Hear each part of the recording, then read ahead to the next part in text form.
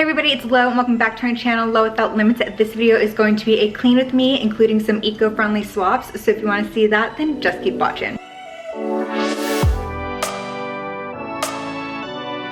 My apartment is about 425 square feet. It's a studio apartment, and when I first moved in here 3 years ago, I think I was cleaning it like every single week because it was finally my own place. I could keep it clean and I was so on top of it. And now I do it about every other week or every 10 days. And this video, while it does have some eco-friendly swaps, I just wanted to put like a little disclaimer out there that it's not fully eco-friendly in comparison to when I first moved in almost 3 years ago and was cleaning my apartment with a lot of just toxic cleaners and paper towels and all this stuff like that. It's definitely become a lot more eco-friendly, some sustainable swaps, some cleaner products.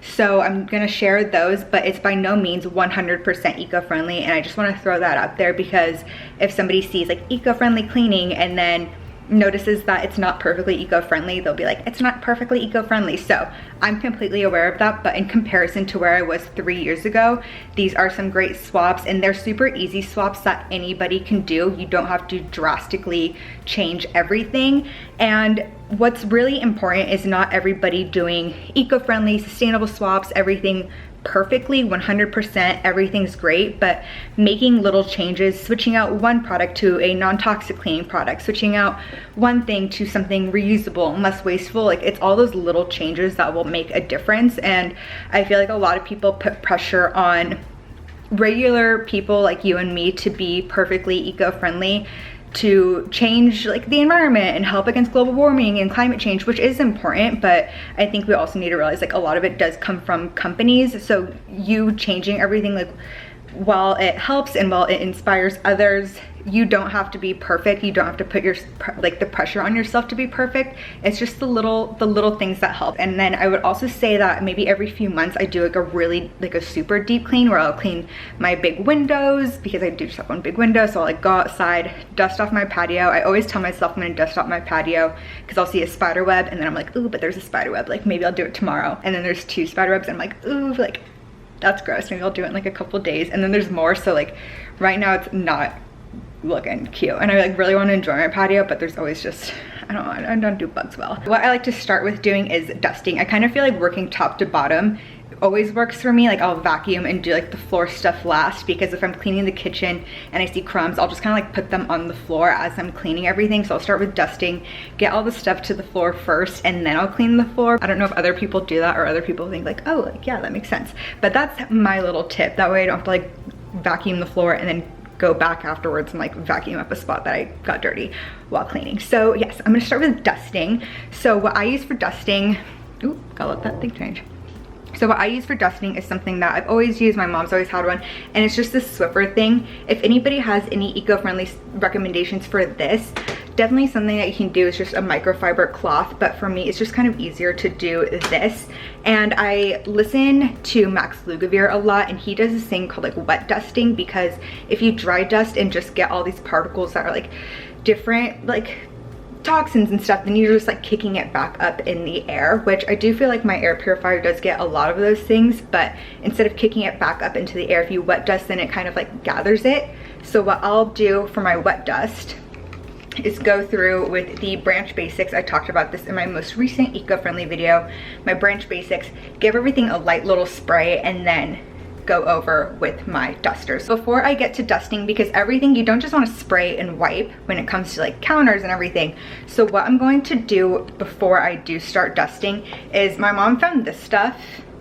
It's called Brite natural clay based cleaner, and because I have an electric stove, it does get like a lot of like grime on it, and because it's hot, and then something will like kind of stick to it. So I did this, and for everything you always want to spray and then let it sit for like at least 5 minutes. I try to go for 10, that way it can really get in and break everything down before you just wipe it away. So you don't want to spray and wipe.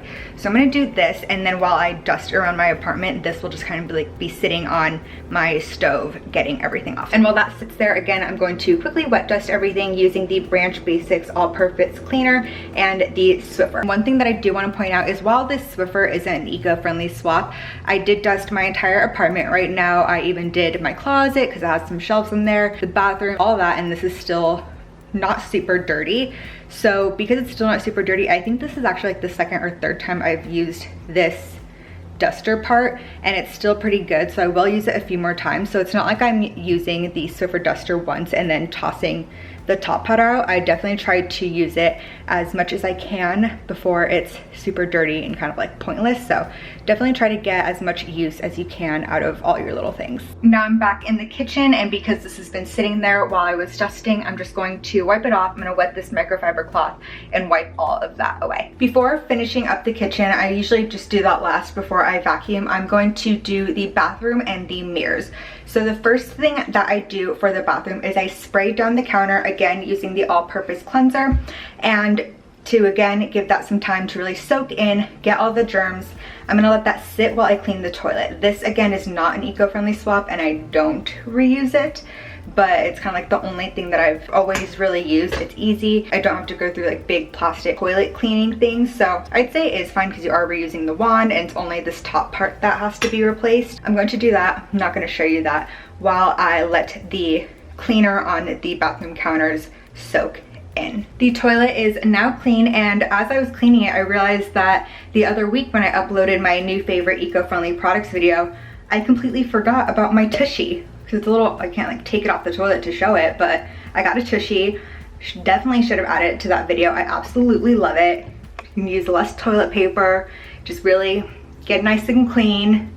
That's as much as I'm gonna go into it. And now, before I go and wipe the all-purpose cleaner off of my bathroom counters, I'm going to use the Branch Basics bathroom cleaner and spray the inside of my sink as well as the faucet, as well as all around my tub and the shower and all that stuff, and let that sit in there while I wipe down the counter. And I'm also gonna do the mirrors while I let that sit in there and break everything down. So I'm gonna spray, wipe, mirrors, and then go back and scrub the sink and shower. So this works great, but this isn't one that you're gonna want to let soak in. You're just gonna want to spray and then wipe it. So I use the blue microfiber cloths for that. Before I do that, I just wanted to say that as I'm cleaning the bathroom, I remember that I always try to plan my apartment cleaning days after 3 things. 1, after I water the plants in case I like get dirt or something on the floor. 2 is after I wash my hair, and then also after Austin visits, because we both have Quip toothbrushes, which we both absolutely love, and it has this little sticker part that you can put it on a mirror. I always just keep it in like a little toothbrush container, but he loves using the sticker. It always leaves like a little sticky mark, so I also always clean after he's visited. That way I can wipe down the mirrors and get his little sticky mark removed. Now I'm just going to scrub the bathroom sink as well as my shower tub area, and I'm just gonna use this little thing here, which just works, get everything done, and then I will be all done with the bathroom. Now we're almost done. I'm going to use the all-purpose cleaner to do the countertops as well as the sink in the kitchen, and then all I have left to do is floors. So again, because you want the cleaner to sit on the surface for like 10 minutes while it really gets everything, I'm going to spray the countertops, vacuum, then I'm going to wipe down the countertops and spray the sink. While I do that, Swiffer dry, clean the sink. I have a little scrubber here that I always use for the sink, as well as a